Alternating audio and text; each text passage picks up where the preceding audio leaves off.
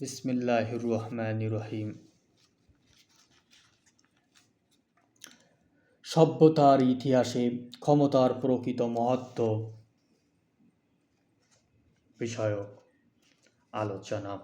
সভ্যতার ইতিহাসে ক্ষমতার প্রকৃত মহত্ব তার প্রয়োগে নয়, বরং তার জবাবদিহিতায় নিহিত।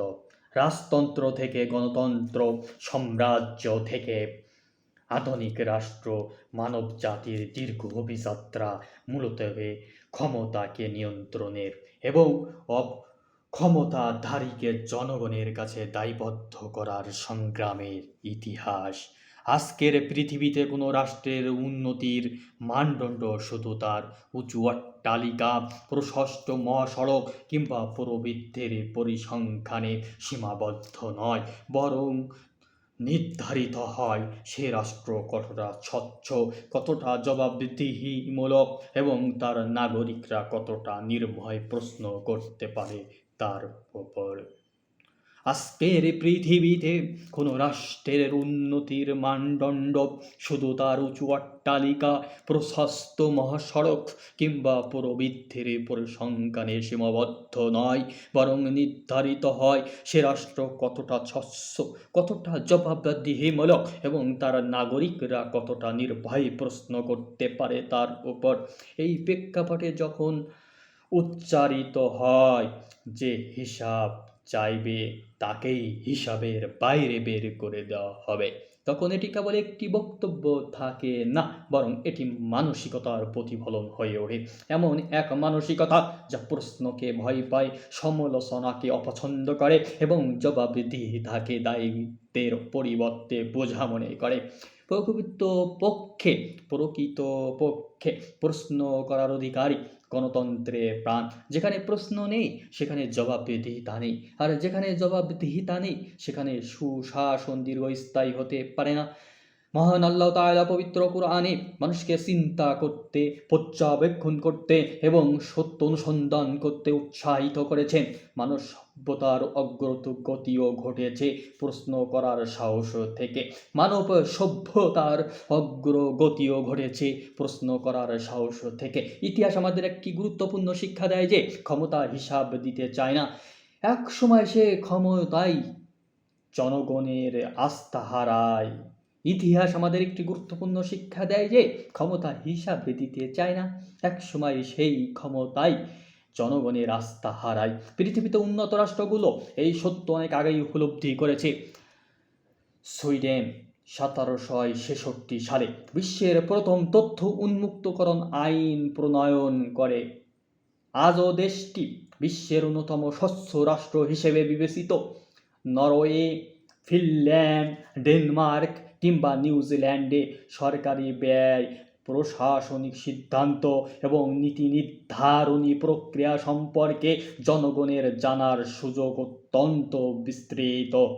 যুক্তরাজ্যে সংসদীয় জবাবদিহিতা এবং স্বাধীন নিরীক্ষা ব্যবস্থা রাষ্ট্রীয় স্বচ্ছতার গুরুত্বপূর্ণ স্তম্ভ।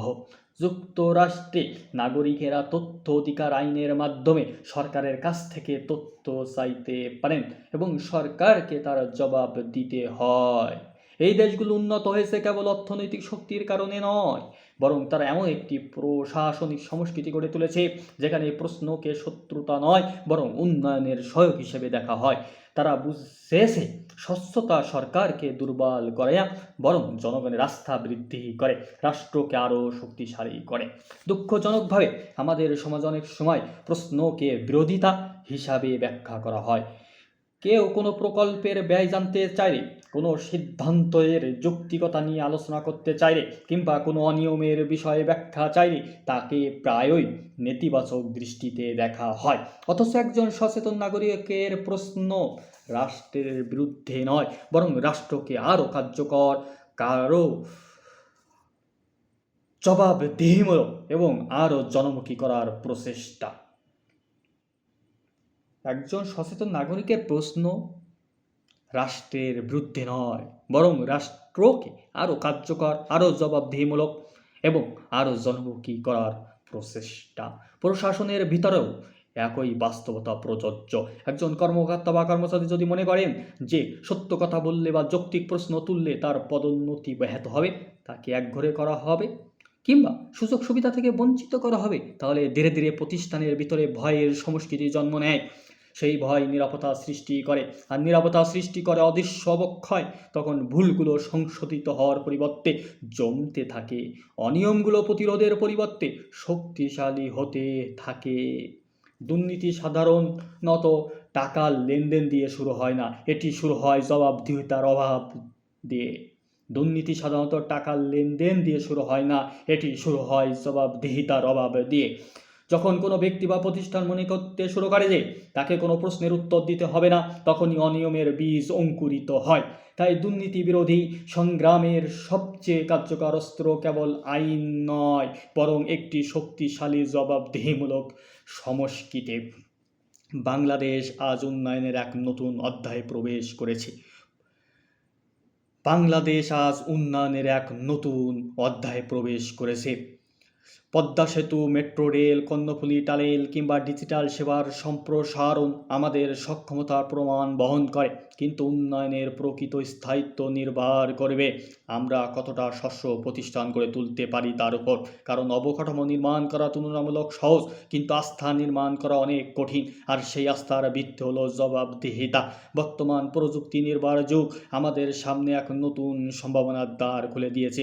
সরকারি প্রকল্পের ব্যয়, অগ্রগতি, অর্জন এবং সীমাবদ্ধতা যদি নিয়মিতভাবে জনগণের সামনে উন্মুক্ত করা যায়, তাহলে সন্দেহের জায়গা কমে যাবে।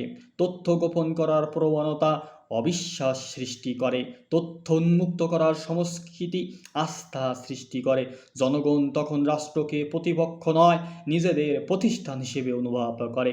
একজন সরকারি কর্মকর্তা, একজন সরকারি কর্মচারী প্রশ্নকে ভয় পাওয়ার কিছু নেই, বরং প্রশ্নই আমাদের আরও সতর্ক, আরও দায়িত্বশীল এবং আরও দক্ষ হতে সাহায্য করে। যে ব্যক্তি বা প্রতিষ্ঠান সত্যিকার অর্থে সৎ, তার কাছে হিসাব দেওয়া কোনো অপমান নয়, বরং এটি গৌরবের বিষয়। কারণ জবাবদিহিতা দুর্বলতার নয়, আত্মবিশ্বাসের পরিচয়। পরিশেষে বলা যায়, ক্ষমতা ক্ষণস্থায়ী, কিন্তু সততা ও স্বচ্ছতার উত্তরাধিকার দীর্ঘস্থায়ী। ক্ষমতা ক্ষণস্থায়ী, কিন্তু সততা ও স্বচ্ছতার উত্তরাধিকার দীর্ঘস্থায়ী। ইতিহাস কখনো ক্ষমতার অহংকারকে মনে রাখে না, কিন্তু ন্যায়পরায়ণতা ও দায়বদ্ধতাকে শ্রদ্ধার সঙ্গে স্মরণ করে। তাই আমাদের অঙ্গীকার হোক, প্রশ্নকে ভয় নয়, স্বাগত জানাবো। হিসাব চাইলে বিরক্ত হব না, বরং জবাব দিতে প্রস্তুত থাকব। সমালোচনাকে দমন করব না, বরং তা থেকে শিক্ষা নেব। সমালোচনাকে দমন করব না, বরং তা থেকে শিক্ষা নেব। কারণ জবাবদিহিতার পথই সুশাসনের পথ, আর সুশাসনের পথই একটি উন্নত, মানবিক ও সমৃদ্ধ বাংলাদেশের ভিত্তি। যে রাষ্ট্র হিসাব চাওয়ার অধিকার সম্মানিত হয়, যে রাষ্ট্রে হিসাব চাওয়ার অধিকার সম্মানিত হয়, সে রাষ্ট্রই ভবিষ্যতের দিকে আত্মবিশ্বাসের সঙ্গে এগিয়ে যেতে পারে। যে রাষ্ট্রে হিসাব চাওয়ার অধিকার সম্মানিত হয়, সেই রাষ্ট্রই ভবিষ্যতের দিকে আত্মবিশ্বাসের সঙ্গে এগিয়ে যেতে পারে। আর যে প্রশাসন প্রশ্নকে ভয় পায় না, ইতিহাস শেষ পর্যন্ত তার পক্ষেই রায় দেয়। এজন্যই হিসাব চাওয়ার অধিকারকে সম্মানের সঙ্গে স্বাগত জানাইতে হবে। এই হোক দৃঢ় প্রত্যয়।